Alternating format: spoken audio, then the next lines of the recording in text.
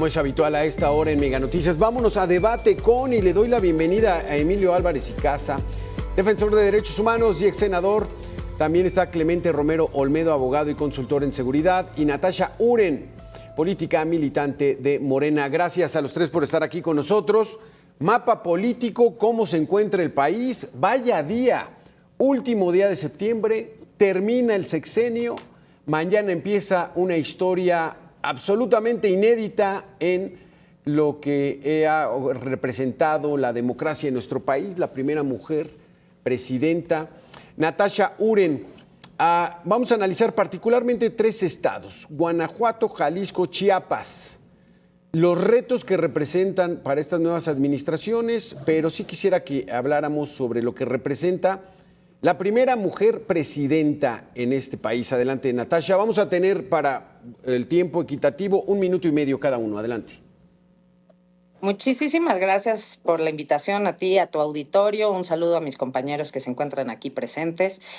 Pues bueno, si vamos a arrancar con lo que significa tener una mujer en la política y en la primera mujer presidenta que va a tener este país, creo que es sin duda un momento histórico, ¿no? Creo que no habíamos vivido una situación, o sea, nos da una oportunidad, ¿no? De realmente hacer política distinta, no solamente porque yo sea mujer, pero sí estoy convencida de que hemos visto que hay grandes oportunidades. Digo, llega la primera presidenta con muchos retos, con enfrentarse con el movimiento de un régimen, ¿no? Y para llegar a consolidar un proyecto de nación que es la gran promesa que hace la 4T, ¿no? Al país, a la ciudadanía y demás. Entonces, los retos que tiene por delante la próxima presidenta no son menores, ¿no? Entre ellos claramente está la seguridad.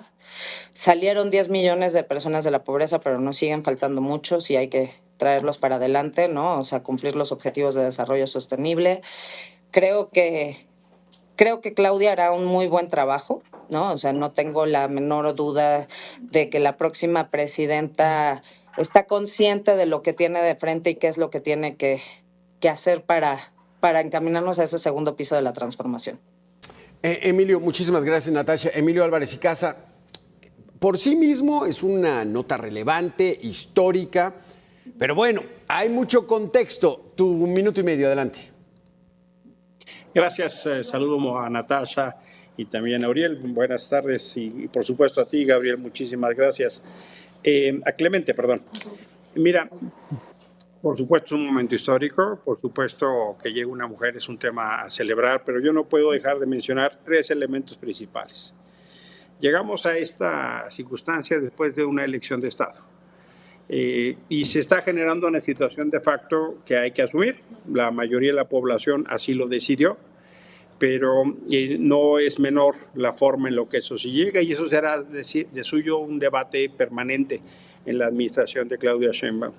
2, y yo sí pienso que el tema de la sobrerepresentación, que es una ilegitimidad, es algo equiparable en la Cámara de Diputados, un golpe de Estado legislativo. Morena tuvo para el legislativo 54% junto con sus aliados, la oposición 43%. Y me parece que ese es un mapa que debería tenerse permanente en las conversaciones y en la construcción de país. Después de lo que vimos en el Senado de la República para pasar la reforma judicial como se pasó, yo lo entiendo como una derrota ética de Morena. Que hayan tenido conductas similares a la delincuencia organizada para comprar y coaccionar legisladores, me parece que sí es una cosa que incluso muchos simpatizantes de Morena dijeron y habría que revisar. Muchas gracias, Emilio Álvarez. Clemente Romero, 1 minuto y medio. Claudia Sheinbaum, primera presidenta del país. El contexto, lo que han dicho, adelante. Gracias, Alberto. Gracias, Natasha. Gracias, Emilio. Un gusto saludarle a ti, a todo tu auditorio. Sin duda es un momento histórico que tengamos por primera vez como titular del Ejecutivo Federal a una mujer. Lo que esperamos la ciudadanía en general es que esta mujer, con el liderazgo y con las elecciones que ganó hace unos meses, sea una presidenta para toda la población, hayan o no votado por ella o por el proyecto político que la respaldó. Eso es lo más importante que debemos de demandar de cualquier jefe de Estado. Necesitamos personas que realmente atiendan las necesidades de la población y no solamente atiendan una agenda política exclusiva y que sea excluyente. Necesitamos que en el diseño de estas políticas públicas se escuche a las personas disidentes y que no pase lo que ya comentó Emilio, en el sentido de que se han aprobado en fast track reformas constitucionales muy importantes en la vida pública del país, y el hecho de que no se haya cambiado ni una coma ni un acento a absolutamente ninguna de las iniciativas presidenciales nos habla con mucha preocupación del desdén o del desinterés de escuchar a voces que no se quieran plegar al oficialismo. Eso es un reto mayúsculo porque las elecciones ya pasaron y el poder no se gana de la noche a la mañana. El poder es un ejercicio continuo de diálogo, de comunicación y de llegar a acuerdos. Y esperamos que la jefa de Estado asuma su rol y gobierne para todas y todos. Están buenos los elementos para el debate. Vamos a hacer una pequeña pausa de 2 minutos. Regresamos. Natasha, Emilio, Clemente. Volvemos. Clemente. Natasha, tu turno, derecho de réplica. Viene la denuncia de Emilio Álvarez y Casa, elección de Estado, golpe de Estado legislativo. 1 minuto y medio. Bueno, a mí me parece inaudito todavía que la oposición siga diciendo que esta fue una elección de Estado, cuando la verdad es no querer ver el país en el que estamos viviendo. Digo, todas las encuestas sacan el nivel de popularidad que tiene el presidente y, por otro lado, no solamente el presidente, la popularidad que tiene la propia presidenta electa, ¿no? Mañana ya presidenta de este país. Realmente creo que los candidatos le fallaron a la oposición y sigue sin querer ver, o sea, la oposición no quiere ver lo que no quiere ver, ¿no? Más allá de si filias o fobias o si no, hoy lo vemos, cuando se despide el presidente, pues hay una gran celebración orgánica, ¿no? O sea, yo no creo que nadie acarrió a estas personas que están ahí afuera de Palacio Nacional desde muy temprano en la mañana. Sin duda, digo, creo que nadie podría cuestionar si Andrés Manuel o no es uno de los líderes más importantes en los últimos 100 años de este país. O sea, el recibimiento, la cercanía que tiene al pueblo de México, y finalmente creo que eso es lo que impulsa o no a llevar a la elección que nos llevó. Las propuestas, la verdad es que la doctora y su presencia fue mucho más sustantiva en los estados de lo que fue de la candidata Xochitl Gálvez, ¿no? Y la verdad es que no me quiero detener mucho en eso porque realmente es lo que nos demuestra que no fue una elección de Estado. Y por otro lado, sí, una mayoría calificada en el haya sido como en el haya sido, creo que es cuestionable, ¿no? Pues yo no estoy en Cámara de Diputados, entonces tampoco me toca decir qué o no, pero lo que sí sé es que siempre se habló de la necesidad de un plan C.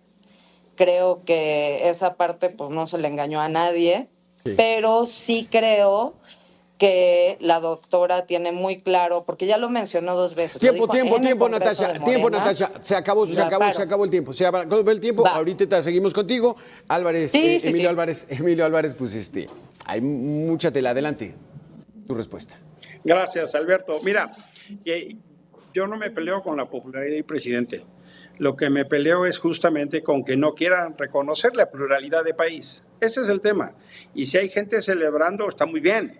Que bueno, es válido, es legítimo, es conveniente, es sano, pertinente. El tema es que hay un abuso absoluto de poder para intentar agandallarse las instituciones de la República. Por supuesto que hubo una elección de Estado, vamos, hasta el propio tribunal nos dijo las veces que intervino el presidente con violencia de género, eso lo dice el tribunal, no lo digo yo.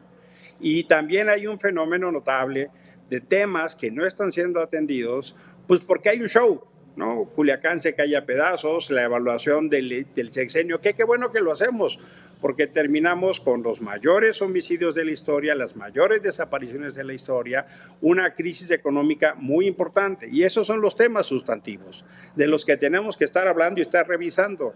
Por supuesto, yo veo el horizonte de frente y digo, bueno, pues sí, de facto, en términos de lo que será ya un nuevo régimen, el dilema es cómo construimos una transición democrática, y el problema que estamos teniendo es que estamos teniendo una transición en código totalitario y autoritario. No está mal que festejen los que así quieren, pero estos abusos de poder, estas imposiciones y regresar al haya sido como argumento me parece una derrota ética, por eso lo insisto. El dilema de México es de futuro, no de pasado. Clemente, dos visiones, digamos que eres neutral, adelante, te escuchamos. Pues, mi estimado, lo importante es que desarrollemos políticas públicas que respondan a resolver los problemas nacionales y para ello necesitamos instituciones. Y creo que el reto de cualquier gobierno y particularmente del próximo gobierno federal es que las instituciones funcionen, sean operativas y no tengan netamente un fin político electoral. ¿A qué voy con esto? Es innegable que nuestra política de salud de los últimos 6 años no fue la mejor, que tuvimos un excedente de mortandad muy por encima de las capacidades institucionales que tenía México comparado con otros países.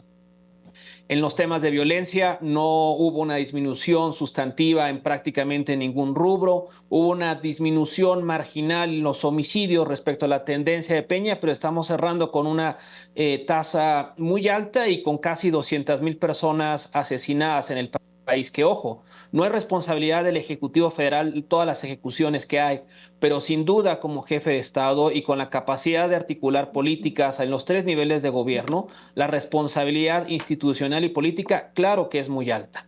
Entonces tenemos retos sustantivos en materia educativa, retos sustantivos en materia de salud, retos sustantivos en desarrollo económico. No podemos pelearnos con nuestro principal socio comercial, no podemos tirar a la borda lo avanzado con el TEMEC, porque eso es indispensable para el futuro económico del país y para las finanzas públicas, sin duda alguna. Vamos a hacer una segunda y última pausa de este debate. Está bueno.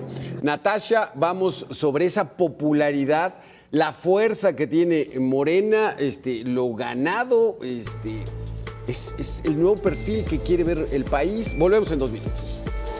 Clemente, Emilio, gracias. Natasha, es que realmente sí es una situación real, tangible, el apoyo, el cambio de perfil, el pueblo manda, ahí está la manifestación, ¿no? Así entra Claudia Sheinbaum.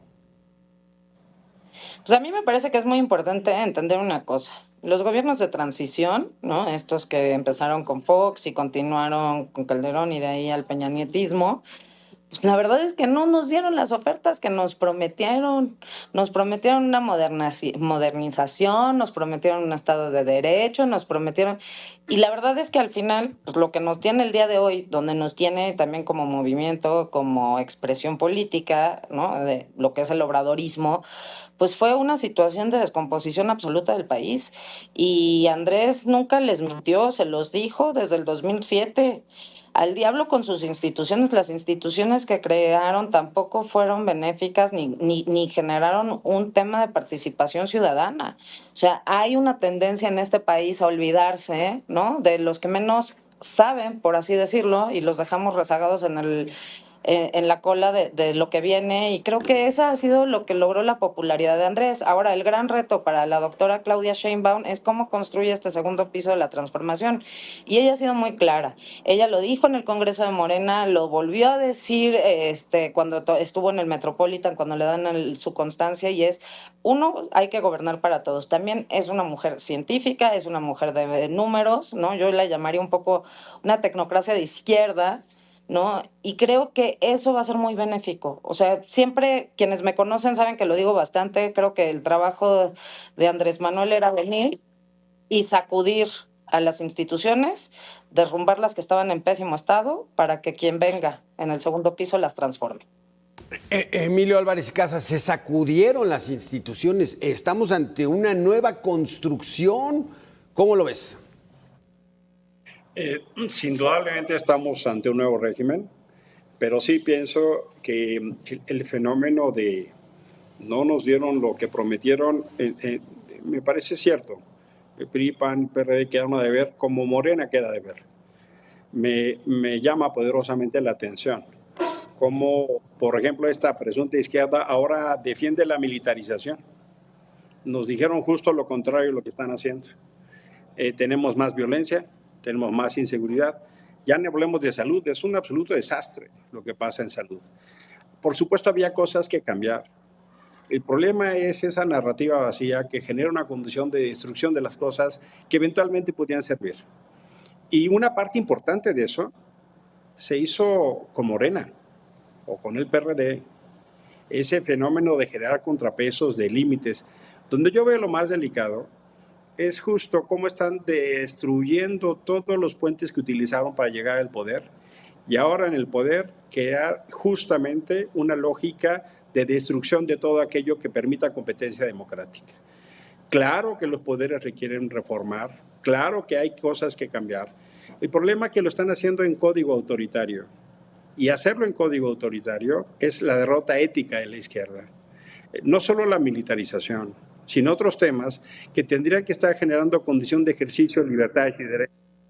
Y lo que hoy estamos viendo es que hay una parte importante del país cooptado por la delincuencia donde no se puede hablar de libertades. Gracias, Emilio. Clemente, ¿se están destruyendo estas bases de la democracia del país? ¿Así lo percibes? Sin duda hay un cambio en cómo vamos a llamar a la democracia en el país. El tener un órgano constitucionalmente autónomo en materia electoral ha sido pilar y fundamental para tener elecciones, para tener alternancia, también para necesitamos tener tribunales independientes al poder público y a los partidos políticos para tomar decisiones. Coincido con Emilio en que hay este arrasamiento con las instituciones en algunos rubros. Se hizo sin un diagnóstico sobre qué funcionaba y qué no funcionaba. Y también coincido con lo que menciona Natasha en esta sacudida que muchas instituciones necesitaban, y sin duda las instituciones se tienen que revisar, se tienen que evaluar, se tienen que cambiar. Pero cuando empezamos de cero, realmente la curva de aprendizaje y el tiempo perdido pues no vuelve. Y esto es una práctica que es muy dañina tanto en las alternancias federales, pero también en las locales y en las municipales. El reinventar la rueda cada trienio, cada sexenio, es no saber qué políticas públicas funcionaron o no funcionaron, es no tener funcionario de servicio profesional de carrera, es reinventar la rueda cada trienio, cada sexenio. Y esto realmente es un juego de perder, perder para toda la ciudadanía, para toda la población. Si vamos analizando rubro con rubro, veamos qué es lo que funcionaba y qué dejó de funcionar. Y es así como se pueden construir buenas políticas públicas. De otra manera, no. Vámonos a un tema en particular, Natasha. El régimen, el presidente, la próxima presidenta, fortalecieron al ejército como nunca antes. ¿Es o no militarización de la seguridad pública lo que estamos viendo con lo que ha hecho el régimen? Me ponen una pregunta complicada, la verdad, ¿no? O sea, porque yo ahí puedo compartir muchos de los ideales que incluso Emilio tiene, ¿no? De la situación. Yo no me puedo imaginar qué tan grave estaba la situación y qué tan profunda estaba la situación de seguridad en este país, que se tuvo que orillar a tomar decisiones como las que se tomaron. A mí me gustaría hablar más allá porque pues ya está hecho, ¿no? Entonces, sobre lo que tenemos y las bases que tenemos, ¿qué es lo que vamos a hacer? Me parece que la doctora Claudia Sheinbaum en la ciudad entiende mucho todo lo que son sistemas de inteligencia, con el apoyo de Omar en seguridad nacional.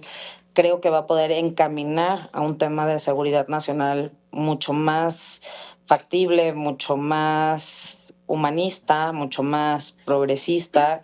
Creo que eso nos permitirá volver a tener este debate hacia el final del sexenio, qué es lo que debemos de estar haciendo con nuestras fuerzas militares. El problema es que estaba tan carcomido el Estado de Derecho y el Estado de Seguridad del país, que no estoy diciendo que termina en números rosas ni que termina en números azules, sino todo lo contrario. Concuerdo que en muchos momentos termina en números rojos, pero es que esto, o sea, todavía falta, ¿no? O sea, esta historia, como decían, bueno, lo que estaba bien no había que destruirlo, bueno, pues vamos a ver lo mismo en seguridad.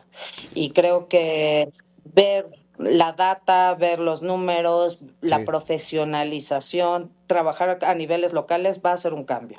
Y en 6 años discutamos otra vez el tema de los militares. Exactamente. Buena tu respuesta, honesta, qué bueno, Natasha. Emilio, la respuesta a la militarización y cuál es el segundo mayor pendiente que va a recibir Claudia Sheinbaum. 1 minuto y medio, se nos está acabando el programa.